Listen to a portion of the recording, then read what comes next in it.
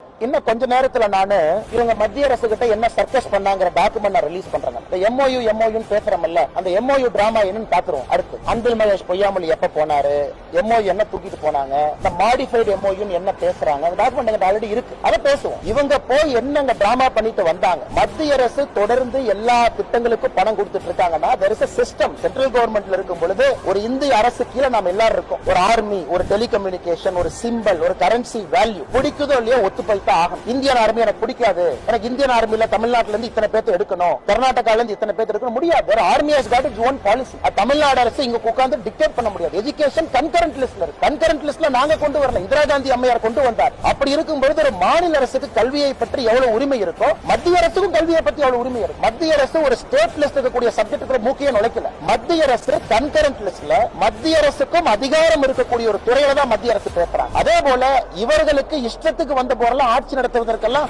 அரசியலமைப்பு சட்டத்தில் அனுமதி இல்லை. இன்னைக்கு 3 மொழி 2 மொழி 3 மொழிக்கு ஆதரவு இருக்கு. அதை நாங்க சொல்றோம். திராவிட முன்னேற்ற கழகம் இல்லைன்னு சொல்லுது. அரசியல் ஸ்டாண்டா நீங்க பார்த்தாலும் கூட தமிழகத்தில் எத்தனையோ பேர் 3 மொழி படிக்கணுங்கிறாங்க. பள்ளி கல்வித்துறை அமைச்சர் சொல்ற டேட்டாவும் தப்பு. சிபிஎஸ்இ படிக்கிற 15 லட்சம் பேர் சொல்றாங்க. சிபிஎஸ்இ தாண்டி ஸ்டேட் போர்டு மெட்ரிகுலேஷன்ல இது எப்படின்னா பிடிஆர் என்ன சொல்ற மாதிரி என் பையன் 2 மொழி தான் படிக்கிறான். ஆனா முதல் மொழி ஆங்கிலம், 2வது மொழி பிரெஞ்சு. இதான் இவங்களை பொறுத்தவரை இருமொழி கொள்கைங்கிறது. முதல் மொழி ஆங்கிலமும் 2வது மொழி பிரெஞ்சும் ஸ்பானிஷும் படிக்கிறது இருமொழி கொள்கையா? இதை கூச்சமே இல்லாம மேடையில் ஏறி அமைச்சர் பொய் சொல்றாரு. இதான் இருமொழி கொள்கை. இருமொழி கொள்கை நாம பேசுவது தமிழ் மொழி ஆங்கில மொழியை பேசுறோம். நாங்க 3 மொழியும் பேசுறது தமிழ் மொழி ஆங்கில மொழி 3வது மொழியை பேசுறோம்.